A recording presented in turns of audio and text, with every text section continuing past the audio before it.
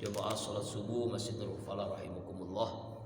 Hari ini kita membahas kajian kitab Nasaihul Ibad yang dikarang oleh Muhammad Nawawi Al-Jawi Al-Bantani. Ya, ini adalah berawal dari ta'lim Syihabuddin Ahmad bin Hajar Al-Asqalani. Kemudian disarahkan, dijelaskan oleh Imam Nawawi Al-Bantani Al-Jawi. Kitab ini populer di kalangan santri-santri pesantren yang banyak kalimat hikmah kemudian dari Rasulullah SAW, dari para sahabat dan dari para ulama.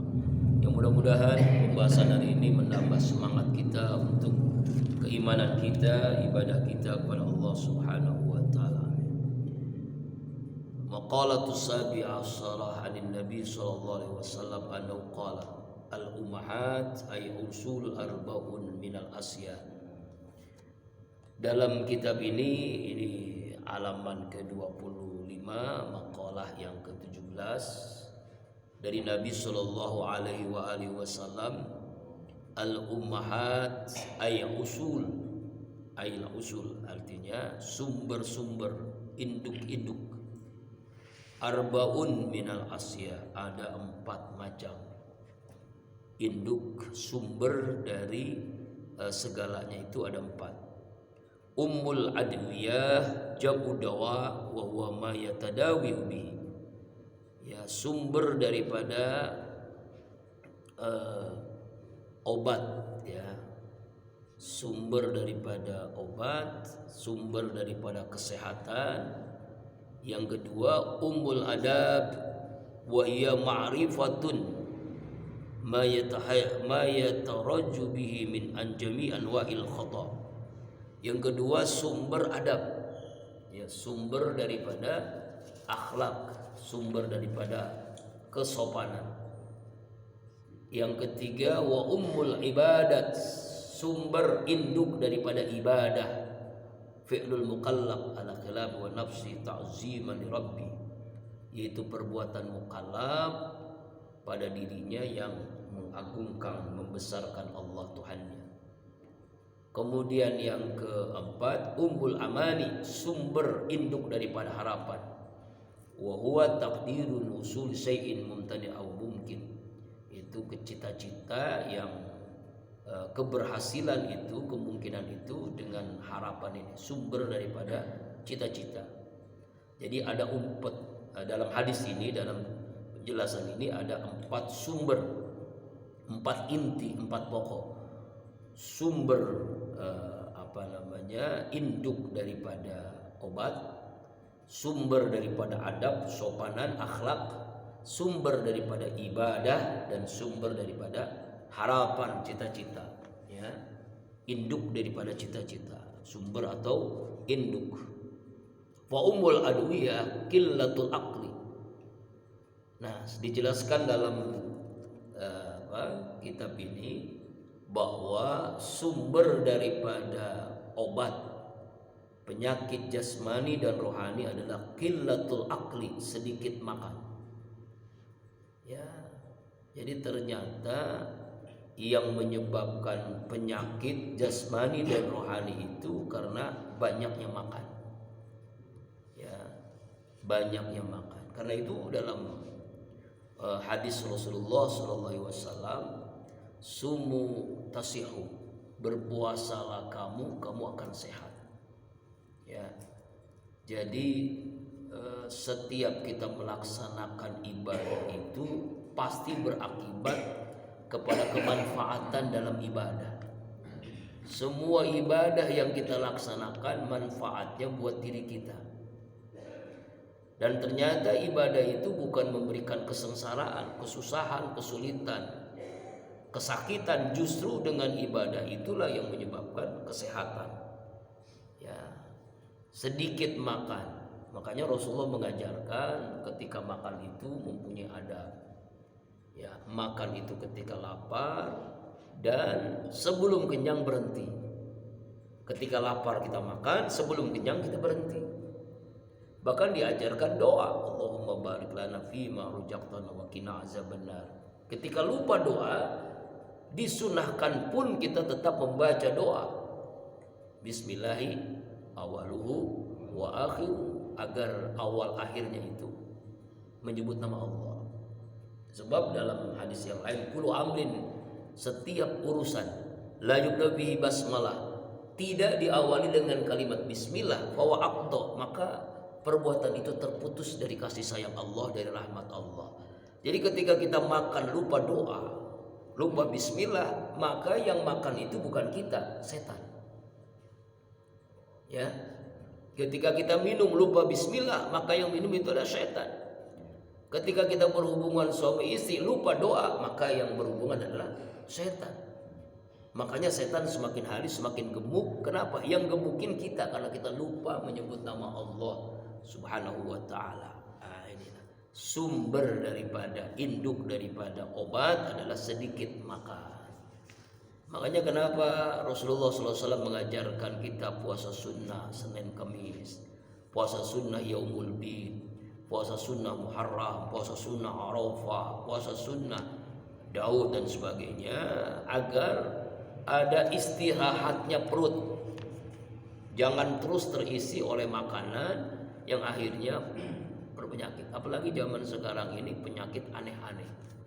Kalau zaman dulu penyakitnya paling masuk angin, cika, ya, korengan. Kalau penyakit sekarang aneh-aneh.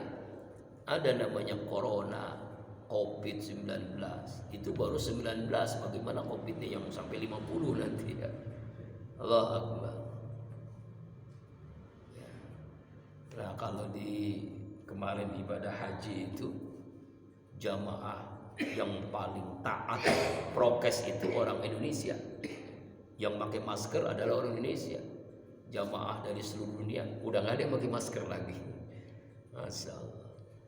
Nah itu bolehlah, itu bagian dari prokes. Tapi ternyata induk daripada obat terhadap segala penyakit adalah qillatul akli, kata Rasulullah, sedikit makan.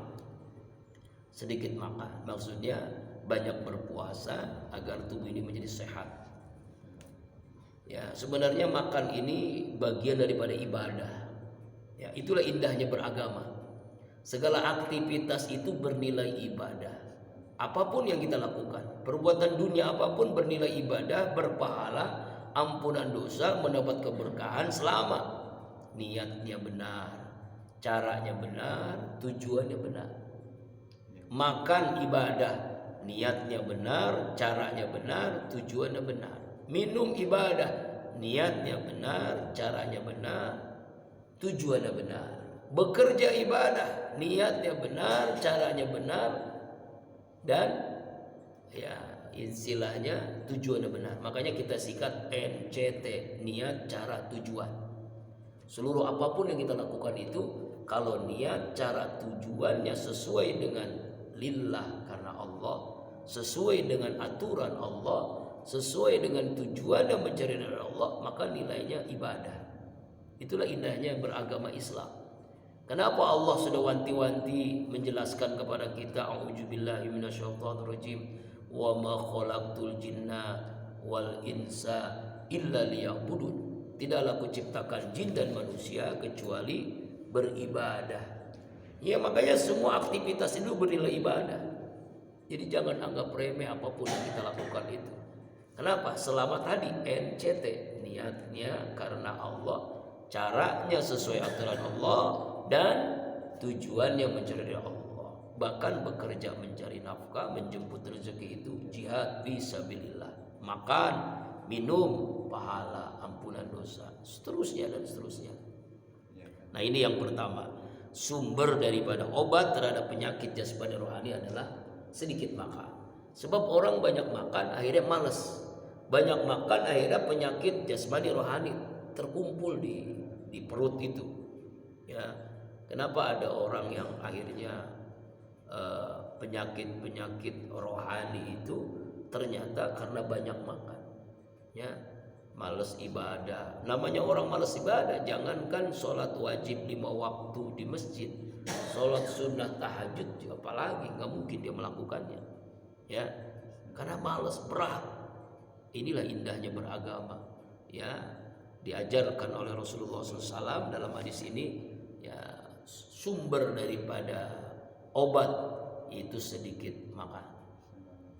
Kemudian yang kedua, ummul adab, induknya, sumbernya adab, akhlak, sopanan. Qillatul kalam, sedikit ngomong, ya, sedikit ngomong. Faqasratul kalam tanful adab, orang banyak ngomong itu tidak beradab, menghilangkan adab, menghilangkan akhlak. Kenapa Rasulullah SAW menyatakan, man kana yu'minu billahi wal yaumil akhir falyakul khairan aw liyasmut. Siapa orang yang beriman kepada Allah, beriman kepada akhir, maka dia berkata baik atau diam. Jadi pilihannya cuma dua orang beriman itu. Pertama, berkata, ngomong baik. Yang kedua, diam. Diam itu emas, berkata baik mutiara, berlian. Ya, itu dua-duanya baik. Yang nggak boleh itu berkata banyak tapi dosa. Misalnya ghibah, membicarakan aib orang lain. Ya, dalam Al-Quran itu disamakan orang yang menceritakan aib orang lain dengan makan bangkai saudaranya. Ayuhibbukum ayyakula lahma akhi maitan faqarihtum. Kau suka enggak makan bangkai saudaramu? Nah, itulah ghibah, menceritakan aib orang lain. Fitnah juga enggak boleh. Al-fitnah itu asal minal qat. Fitnah itu lebih kejam daripada pembunuhan, dan itu dari ucapan. Kalau ghibah benar perbuatannya, artinya dia memang melakukan itu. Tapi kalau ketika dia mendengar yang diomongin marah, nah itu ghibah, aibnya. Kalau fitnah nggak benar, orang difitnah, dia sekarang lagi meretas katanya, membuat situs-situs, ya, padahal dia nggak buat itu. Nah, fitnah tuh. Nah, fitnah ini juga bahaya. Nah, kemudian yang ketiga, dari ucapan ini, dari mulut adalah apalagi, ya, berbohong. Bohong. Nah, ini kita ini sekarang krisis akhlak di negeri ini. Pemimpin kita ini banyak bohongnya daripada jujurnya. Bohong lagi, ya Allah. Berkali-kali itu bohong. Bahkan sudah jadi makanan sehari-hari. Kalau ngomong, pasti kita udah nggak pasti bohong nih. Ya kan? 11 triliun. Wah, 11.000 triliun uang Indonesia. Dari mana duitnya? Allah Akbar. Jadi ngomong nggak bohong terus tuh, ngomong bohong terus. Padahal bohong itu adalah tanda orang munafik. Nah, kenapa? Karena kalam yang nggak bisa dijaga, ucapan yang nggak bisa dijaga, akhirnya bohong. Biasanya orang bohong sekali, ya, itu merangkai kepada bohong berikutnya. Bohong murokab namanya. Ya, itu biasanya tuh. Terus dari mulut ini. Makanya yang menyebabkan orang masuk surga ada dua, al-famu wal farju. Yang menyebabkan orang masuk neraka dua juga, al-famu wal farju. Apa itu? Mulut dan kemaluan. Dia mampu menjaganya, surga untuknya. Dia tidak mampu menjaganya, neraka untuknya. Nauzubillahi min dzalik. Ini. Jadi makanya dijelaskan dalam kitab Nusul Ibad ini, Rasulullah mengatakan ummul adab qillatul kalam. Ya. Jadi akhlak itu sumbernya akhlak adalah sedikit ngomong. Nah, ini kita nih susah di sedikit ngomong. Ya, apalagi kumpul di warung kopi, kumpul di pos ronda misalnya kan, kumpul di pengajian, ngajinya 1 jam, 2 jamnya ngobrol, apalagi ibu-ibu gitu, apa bapak-bapak, ya, nah, sama aja ya. Nah, inilah pentingnya kita menjaga mulut, ummul adab kata Rasulullah SAW. Kemudian yang ketiga, ummul ibadah. Nah, ini sumber induknya ibadah, pokoknya ibadah. Apa itu? Qillatus dzunub.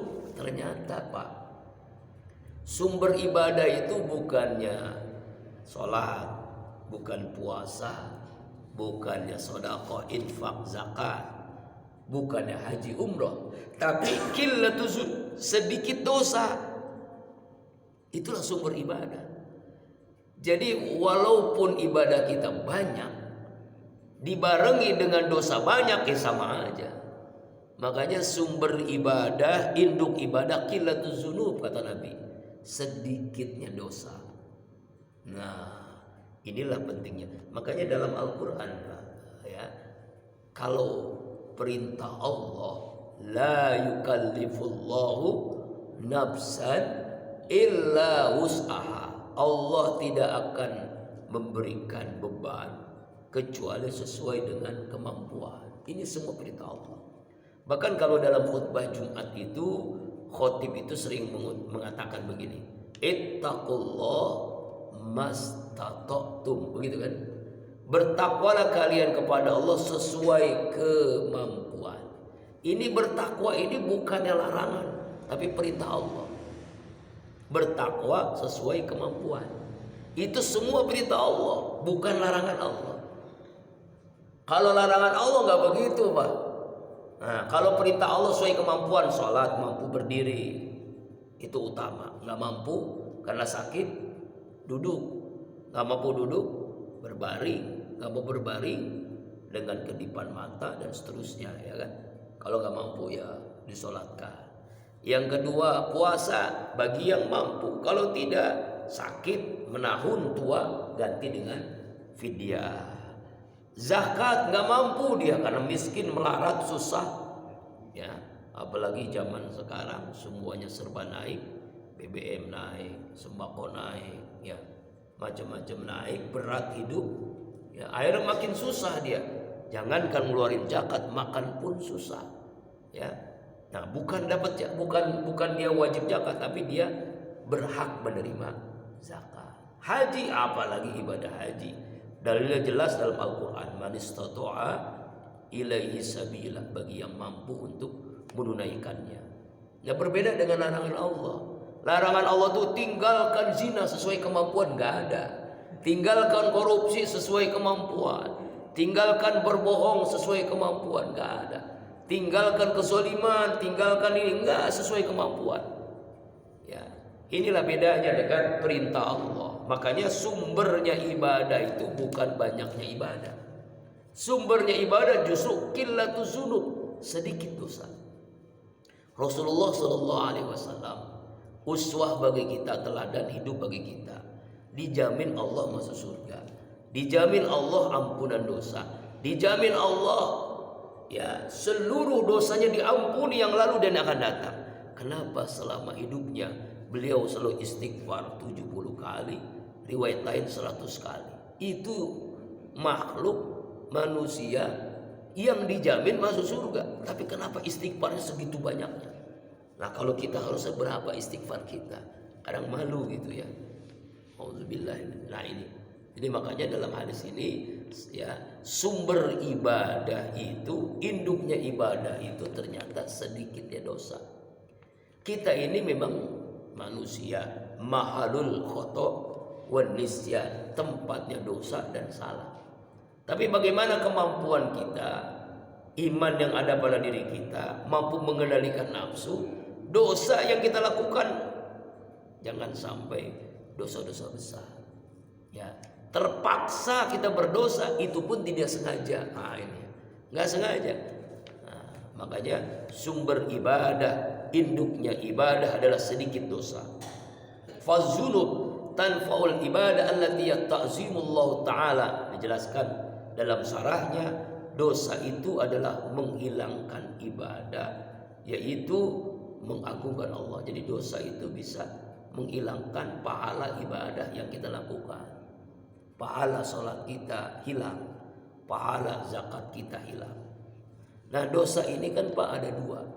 Dosa yang kita lakukan, dan itu ya kita lakukan dosanya buat kita. Tapi ada dosa yang terus mengalir walaupun kita meninggal dunia. Kalau kita sering dengar amal jariah, tapi kita harus tahu juga, nah ada namanya dosa jariah. Nah, ini hati-hati nih. Kalau amal jariah kita berdakwah, kita mengajarkan ilmu kepada anak, kepada santri, kepada jamaah, kemudian ilmu itu dimanfaatkan, itu jadi amal jariah. Kita meninggal dunia, nah ini kenapa saya rajin di YouTube, di videoin, karena jadi amal jariah. Saya mati misalnya udah wafat, orang lain bisa melihat, orang lain bisa menyaksikan, ya, terus menerus. Begitu namanya apa tuh? Amal jariah, terus mengalir pahalanya. Tapi kalau dosa jariah kebalikannya, dia melakukan dosa di videoin, misalnya joget, ngebor, ngecor, apalah pokoknya ya. Lalu porno aksi, pornografi, macam-macam maksiat, lalu dipertontonkan, divideokan, dimasukkan ke YouTube, ke media sosial, dilihat oleh ratusan orang, ribuan orang, bahkan jutaan orang. Orang itu meninggal dunia. Nauzubillah, itu dosa jariah. Terus mengalir dosanya, siksaannya untuk dia. Nah, Allah Akbar walillahilhamd. Ini pernah kejadian kan? Ada seorang ibu yang bermimpi anaknya itu disiksa di kubur. Ya kan? Disiksa di kubur. Dia minta tolong ibu, tolong saya. Disiksa di alam kubur. Anak ini udah meninggal dunia. Seorang gadis meninggal dunia. Disiksa di alam barzah, diberikan oleh Allah. Seorang ibu ini mimpi anaknya itu disiksa, minta tolong. Apa yang harus saya tolong anak? Kenapa kamu disiksa? Lalu dia menjelaskan, tolong Bu, ya itu yang di Facebook, yang di Instagram, yang di media sosial, saya pernah buka aurat, aurat yang terlihat oleh seluruh orang yang ada di media sosial itu. Tolong tutup Bu, tolong dimatikan, tolong dihilangkan. Nah ibunya nggak ngerti itu, ya kan? Ya nggak ngerti, ya nggak tahu, dia main handphone, nggak paham dia. Nah itulah itu ternyata jelas sekali dosa jariah itu mengalir untuknya. Nauzubillahi min dzalik. Makanya jangan sampai kita melakukan dosa. Walaupun kita melakukan dosa, segeralah bertaubat, istighfar kepada Allah Subhanahu wa taala yang diajarkan oleh Nabi Yunus, la ilaha illa anta subhanaka inni kuntu minaz zalimin. Yang diajarkan oleh Nabi Adam alaihissalam, ya, taubat dan diterima oleh Allah setelah 40 tahun minta ampun kepada Allah baru diterima. Rabbana zalamna anfusana wa illam taghfir lana wa tarhamna lanakunanna minal khasirin. Kemudian diajarkan oleh Rasulullah yang disebut dengan Sayyidul Istighfar. Allahumma anta rabbi la ilaha illa anta khalaqtani wa ana abduka wa ana ala ahdika mastata'tu abuhu laka bi ni'matika alayya wa bi dzambi faghfirli fa innahu la yaghfiru dzunuba illa anta. Apa kata Rasulullah? Siapa yang membaca Sayyidul Istighfar di pagi hari ini, lalu kita wafat di sore hari, maka di wafatnya dijamin Rasulullah husnul khatimah. Sore hari kita membaca Sayyidul Istighfar, lalu kita diwafatkan oleh Allah di malam hari, maka dijamin meninggalnya husnul khatimah. Nah kemarin viral hari Kamis, seorang ibu ustazah yang biasa memimpin membaca Yasin, zikir tuh di pesantren di Majelis Ta'lim Kiai Haji Abdul Rasyid Abdul Syafi almarhum, ya Asy-Syafi'iyah. Biasa beliau memimpin tahlil zikir gitu. Ya, ketika selesai membaca Yasin, setelah itu membaca kursi, wa ilahukum ilahu wahid, langsung jatuh, ini meninggal. Meninggal langsung. Ada ya? Nah, itu banyak di media sosial ada itu, di mana-mana ada. Allah, meninggalnya bagus banget ya. Bagus banget meninggalnya. Siapa namanya saya agak lupa. Pokoknya ibu-ibu lah, ibu-ibu Majelis Ta'lim. Dia membaca Yasin ya sampai selesai. Setelah itu baca ayat kursi, kalimat wa ilahukum ilahu wahid, langsung jatuh. Bagus meninggal. Nah, itu diantara kita ingin meninggal seperti itu ya, meninggal dalam keadaan ibadah. Kemudian hari Jumatnya di Maroko ini benar kejadian, dia sedang khotib, sedang baca khutbah, temanya tentang sakaratul maut. Dia mengucapkan ma'in akhiri kalamin la ilallah fadal jannah. Siapa orang yang akhir hidupnya mengucapkan kalimat la ilaha illallah dijamin masuk surga. La ilaha illallah, jatuh, meninggal dunia. Meninggal ketika khutbah Jumat, lalu digantikan oleh ustadz di situ untuk melanjutkan khutbahnya. Jadi belum selesai khutbahnya. Dia menjelaskan tentang sakaratul maut, meninggalnya ketika sakaratul maut dan ketika khutbah. Masya Allah, di Maroko itu ya. Dia meninggal orang indah seperti itu tuh. Kita ingin seperti itu. Lagi sholat, lagi sujud, lagi doa, lagi zikir, lagi dakwah. Ya, ini meninggal yang indah kan. Kalau yang kemarin mau menuju jamaah haji di kloter saya 41 itu jamaah dari Garut, dia terlambat baris untuk ke Raudhah ke Madinah Al-Munawwarah. Ya, ketika baris jatuh pingsan langsung meninggal dunia. Allah Akbar. Dimakamkan di sana. Dimakamkan dekat Uhud, dengan dekat makam Uhud. Allah Akbar. Nah, itulah di antara meninggalnya bagus. Tapi belum sempat di Raudhah, belum sempat. Jadi menuju Raudhah. Tapi selesai ibadah hajinya sudah. Ibadah haji sudah selesai karena kita kloter yang terakhir ya. Jadi Mekah dulu, haji dulu baru Madinah. Nah, itu Pak Haji Dedi dari Garut. Jadi antara meninggalnya bagus-bagus. Nah, kita ingin seperti itu, meninggal dalam keadaan ibadah, meninggal dalam keadaan baca Al-Qur'an, meninggal dalam keadaan dakwah, meninggal keadaan wudu ya. Nauzubillah, jangan sampai meninggal dalam keadaan maksiat. Tapi sebenarnya Pak, orang yang biasa ibadah, meninggalnya dalam keadaan biasanya. Kalau orang hobinya mancing, nauzubillah, nanti meninggalnya. Nah itu. Ya, hobinya judi, meninggalnya. Nah, itu memang kebiasaan sehari-harinya ngapain dia? Kebiasaan 24 jam tuh ngapain? Memang kebiasaan ngaji, ibu itu kan kebiasaan ngaji. Kebiasaan ibu itu memang tahlil. Ya, kebiasaannya memang baca Yasin. Memang kebiasaannya begitu. Makanya meninggalnya sesuai dengan kebiasaannya. Jadi nggak mungkin lah kita lagi kebiasaan begini meninggalnya dalam keadaan maksiat, nauzubillah. Jadi Allah itu Maha Rahman, Maha Rahim. Jadi wafat itu dalam keadaan sesuai dengan kebiasaannya. Nah, jadi hadis ini menjelaskan ternyata sumbernya ibadah itu bukan ibadah itu, tapi sedikit dosa itu sumber ibadah. Semakin sedikit dosa, maka semakin banyak ibadah kita di hadapan Allah.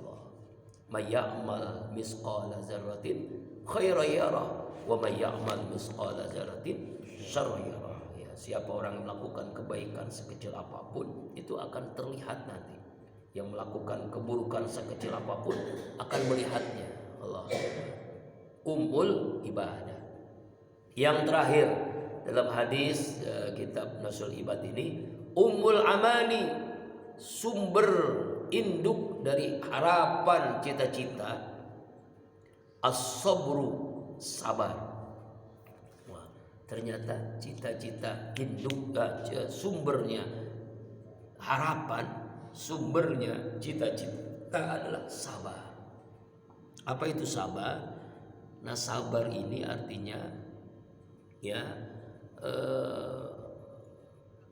tegak lurus ya di bawah naungan Al-Quran dan Sunnah Rasulullah Sallallahu Alaihi Wasallam. Jadi ketika ada orang yang ngomong sabar itu ada batasnya, berarti dia nggak sabar. Makanya sabar itu terbagi 3. Pertama, sabar dalam taat, menjalankan perintah Allah. Ya, gelap-gelap kita bangun tahajud, ya, gelap-gelap kita ke masjid berjamaah, ya kan, sabar itu perlu sabaran. Ya, menjalankan puasa sabar, menjalankan infak sedekah sabar, masya Allah.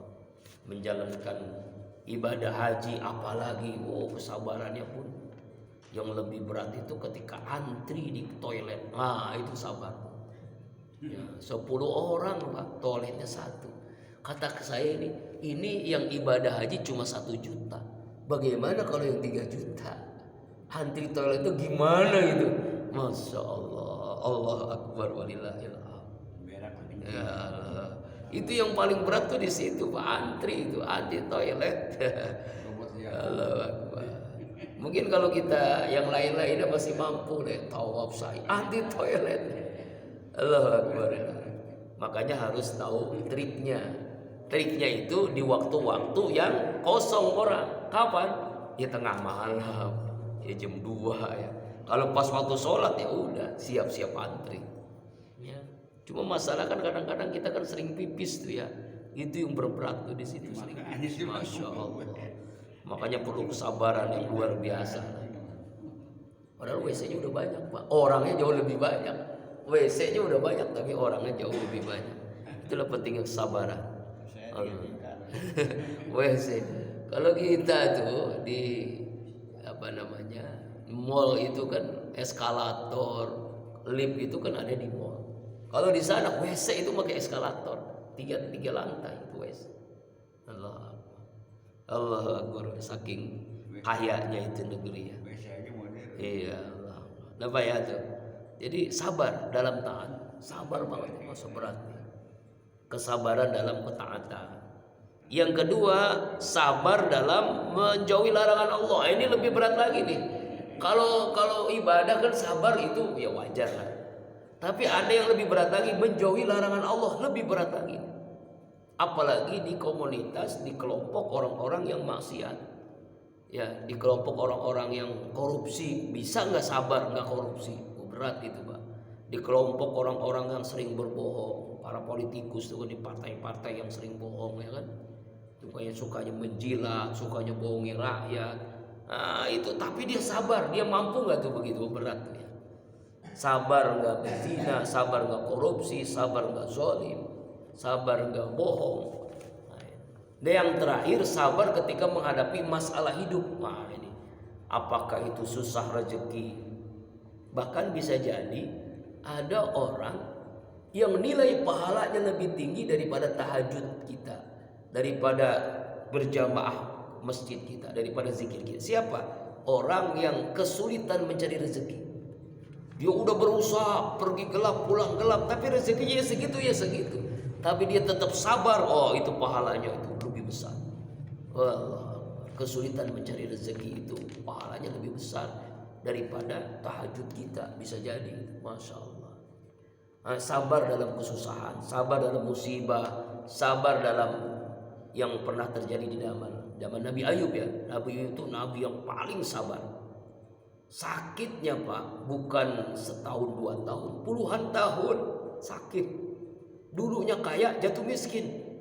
Ya, dulunya keluarganya lengkap, anaknya, istrinya. Tapi setelah dia sakit semuanya meninggalkannya.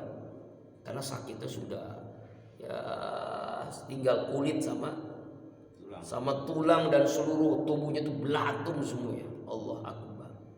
Tapi dia sabar. Bahkan bukannya sabar, dia bersyukur. Wah, ini hebat nih. Sakit syukur, wah, ya. Susah syukur, wah itu lebih tinggi tingkatannya. Kalau orang sabar itu biasa, tapi orang bersyukur karena sakitnya, karena musibahnya. Wah, ini Nabi Ayub. Bahkan ketika digoda oleh iblis, laknatullah alaihi, dia bilang, saya lebih nikmat seperti ini, hai iblis. Justru Allah sedang sayang kepada saya. Saya sakit ratusan tahun. Sekarang baru berapa tahun saya sehat itu loh, lebih lama. Jarak antara waktu Allah berikan nikmat saya sehat, jarak antara waktu saya diberikan keluarga yang lengkap, diberikan kenikmatan, ya, sekarang sakit, belum ada apa-apanya. Justru saya bersyukur Allah sayang kepada saya. Begitu jawabannya. Aduh, gak sanggup iblis itu menggoda Nabi Ayub alaihissalam. Ini kan sabar nih. Makanya sabar ini pahalanya melebihi pahala ibadah. Pahala sholat berjamaah 27 kali lipat. Sholatul jamaah afdalu min sholatil fajr bisabi wa isrina darajah. Pahala kita zakat, infak, sedekah itu pahalanya 700 kali lipat. Al-Baqarah 186 ya. 286. Masalul ladzina yunfikuna fi sabilillah ambatat sab'a sanabil. Ini 700 kali lipat pahalanya. Tapi kalau sabar, pahalanya bukan 70, bukan 700. Az-Zumar ayat 10. A'udzu billahi minasyaitonir rajim. Innama yuwaffas sabiruna ajrahum bighairi hisab. Sesungguhnya orang-orang yang sabarlah Allah berikan pahala tidak ada hitungannya. Pahala unlimited, pahala tidak terbatas. Makanya luar biasa sabar ini. Wa basyiris sabirin alladzina idza asabatuhum musibah qalu inna lillahi wa inna ilaihi raji'un. Ulaika alaihim shalawatum mir rabbihim wa rahmah wa ulaika humul muhtadun. Bahkan Allah berselawat. Orang-orang yang sabar ketika tertimpa musibah, dia berkata, kami dari Allah, kami kembali kepada Allah, maka Allah berselawat untuknya. Allah tuh sampai berselawat. Saking tinggi tingkatan orang yang sabar, Allah berselawat kepada orang-orang yang sabar. Inilah sumber cita-cita, sumber harapan adalah sabar. Semoga Allah berikan kepada kita ya menjadi hamba-hamba Allah yang sabar, insya Allah. Ya rahimakumullah. Jadi hadis yang luar biasa hari ini mudah-mudahan kita dapat amalkan. Insya Allah. Alhamdulillah, minggu kemarin, Ahad kemarin, zikir akbar di Kolbun Salim. Alhamdulillah.